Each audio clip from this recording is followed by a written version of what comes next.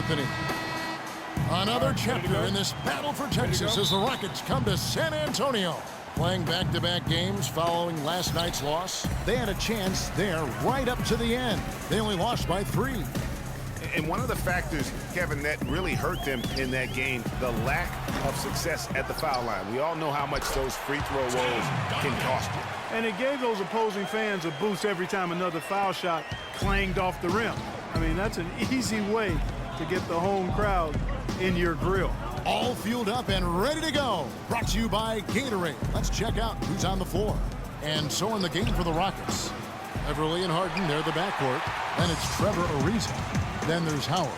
And it's Capella in at the 4. Last season for James Harden was easily his best yet. Finished second in the MVP race. Put up huge numbers with career highs in points per game, scoring.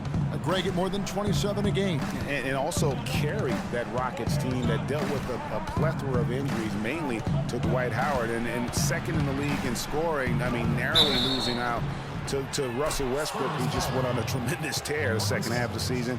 And then also finished runner-up in the MVP race. And for Harden coming in second in the MVP race, he had a lot of first-place votes, and nobody knew if he or Curry would win the award. In most other seasons, he would have won the MVP. And for Harden last year, he could have easily have won the MVP, probably would have in other seasons. His big talking point for the award was how he carried the Rockets on his back. And he might have been the most valuable player to his team with the performances he had last year. On defense, San Antonio. And Doris Burke caught up with Coach Greg Popovich. Doris? Yes, Kevin, he told me their game plan offensively today is a relatively simple one.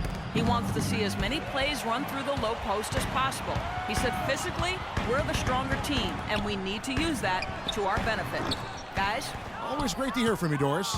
It's not winning basketball when you're attempting shots like that. Yeah, come on now. You got to remember it's a team game. He's got 4 teammates out there with him.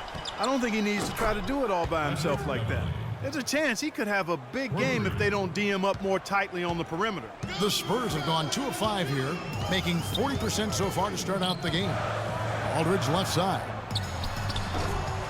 Goes back up, and Duncan finishes inside.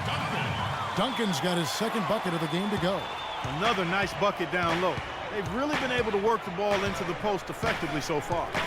Yeah, and I think we're going to see them operating a lot of their offense from the interior today. Howard setting the pick for Harden. 6 to shoot. 3-pointer. And the rebound goes to Duncan. Duncan's got his 3rd rebound tonight. And the Rockets have lost out on some free agent wars the past few years. They have remained competitive, but you wonder what could have been if they landed or kept some of those big names. Here's Beverly following the 3-pointer by San Antonio. Now about 3 minutes gone in the first quarter. There's the triple.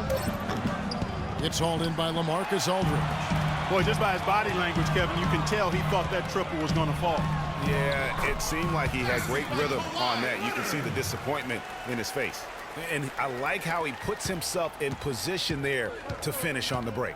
Yeah, you know, that's what we call seeing and feeling the game. Excellent read of how that play was going to develop and where the ball was going. That's stuff that you oftentimes can't teach, Greg. And it looks like he might just be on his A game today, Clark. San Antonio leading. Parker outside. 18 feet out. The Rockets pull it in.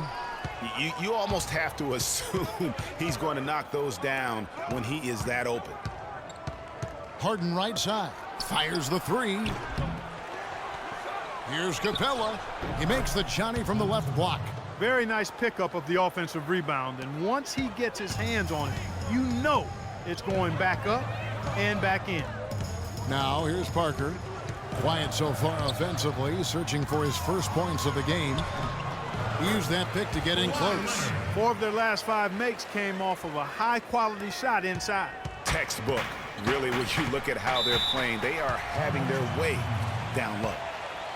And Tony Parker, at least some of his success can be attributed to playing with talented bigs. I mean, in his rookie season, he plays with both the Admiral and Tim Duncan. He kept that partnership going with Duncan for several more championships. So while talented, he's also been very fortunate. Houston making some changes. Terrence Jones is checked in for Capella. Thornton comes in for James Harden. And it's Lawson in for Patrick Beverley. Now here's Lawson. Screen by Jones. They set the pick. Plenty of space. Shot is good off the back rim and in. Jones has got his first 2 points of the night. Well, talking about Parker and the bigs, Tony benefited from their presence, Clark, but they also benefited from his play. Really, early in their careers, the only way to defend Parker and Duncan was to pack the lane, and once Tony developed a consistent jump shot, the only way to defend them was to hope and pray. Right. The Rockets trail. There's 53 seconds left to play in the first quarter. And here's Thornton outside. No good. And it's the Spurs taking it the other way. They won their last game against the Rockets in Houston. And really brought an impressive physicality to that matchup, drawing a ton of fouls and, of course, went on to win it. Exactly. They were the aggressors. They played a grinded-out, gritty style that they'd be wise to emulate tonight. Now here's Parker.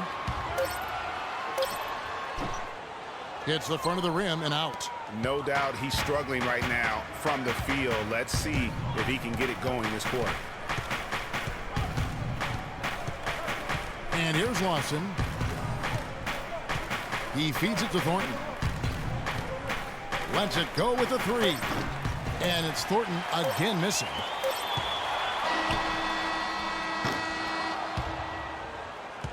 At the end of one, a closer contested game. Denver was good enough to make the playoffs, and Ty Lawson was at the controls. You know, but not enough firepower to be able to sustain with the elite teams, say like the Warriors or the Rockets. Ty Lawson, a solid, dependable player in our league, but this is still a league where you need your superstars to win rings. Welcome back, everyone, to the second quarter of play here on Noche Latina. Falanos. And before we move on, what do you guys think about what we've seen so far from the Spurs? It's been about the pace. You can see they're going to try to keep this game in the open floor. Yeah, and, you know, it's been a tempo that they like, and they're getting some easy buckets in transition here. This is how the floor looks for the Rockets starting the second. Down low, it's Jones and Howard together. Terry and Harden are the 1 and 2. And it's Brewer in at the small forward. And so here is Houston after the basket by San Antonio. Jones, no one around him. Good. It's Harden with the assist that time. A wide open three. They need much better communication defensively. On the wing, Green, guarded by Harden. And the shot is good. Man, have they been effective at getting the ball inside. I tell you, we're taking a look at some real deficiencies defensively. I mean, they've given up 5 straight good looks in the paint. And it's Terry off the drive. No good from the low block. Spurs leading by 5. Green passes to Mills. Count the bucket coming off a perfectly placed assist. Mills has got 6 here in this quarter. And one thing that everybody loves about Coach Pop is his frankness. You get a taste of it in interviews, but he's as honest and straightforward with you as he is with anybody else. Harden, no good.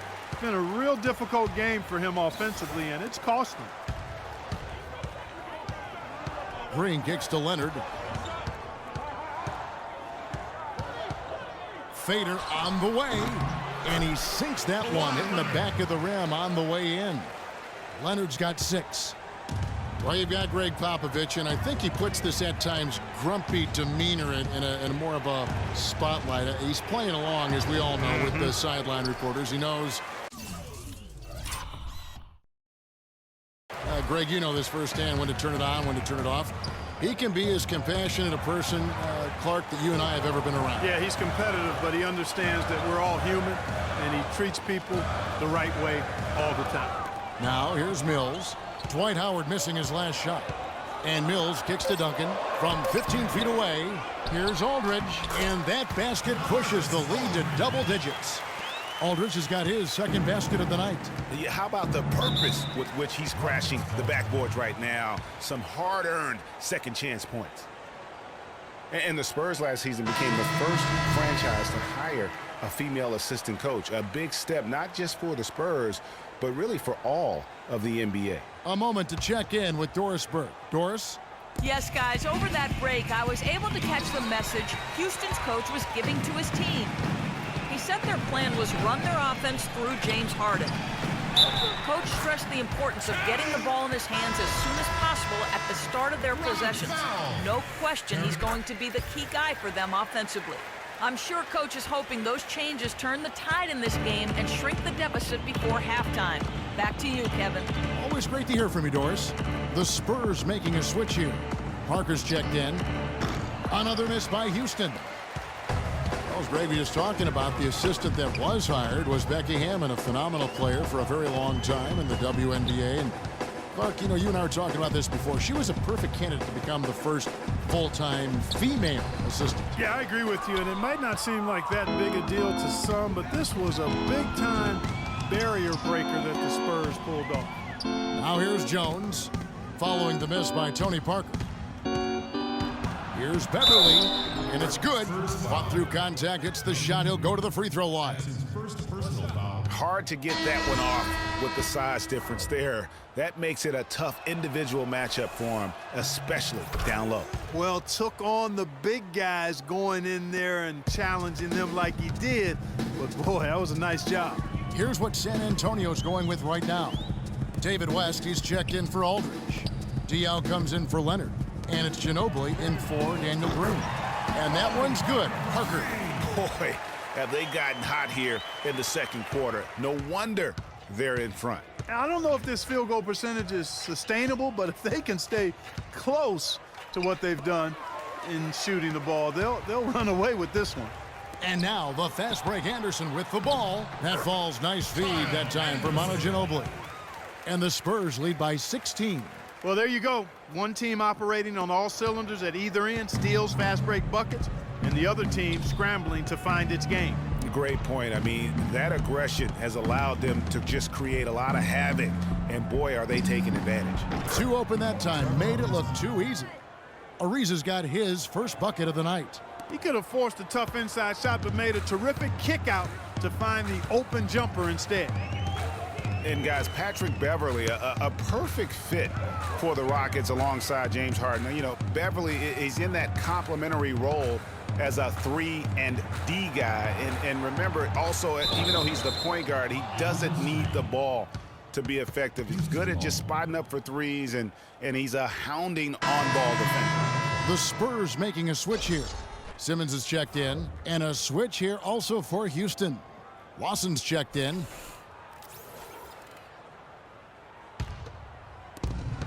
58 seconds left in the first half of basketball. And Beverly plucked out of Europe by the Rockets. Clark, he signed a new contract this past offseason. And a nice value for the Rockets, Kevin. I mean, he's a player whose impact on the game really transcends the stat sheet. That's often the case for those guys that are all defense caliber players. Now, here is Lawson.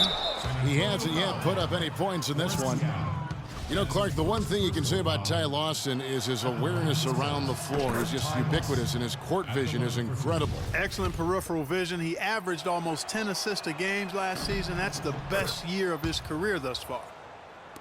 And for Ty Lawson, playmaking isn't a concern. He's got that. His shooting accuracy, though, seems to drop every year. In fact, the last 2 years have been the worst of his career. And he gets it to go. And it's 7 points for Parker. They've done a great job of getting into the middle of that defense and scoring in the paint. And that's why they're on this run. You get that close to the hoop, and it's a lot easier to make shots. Now Lawson. There's a good screen. Reeves it dishes to Capella. And Lawson, here we go. No good on the buzzer beater. The clock runs out, and we're heading to halftime. I'm here with Coach Greg. The 2K Sports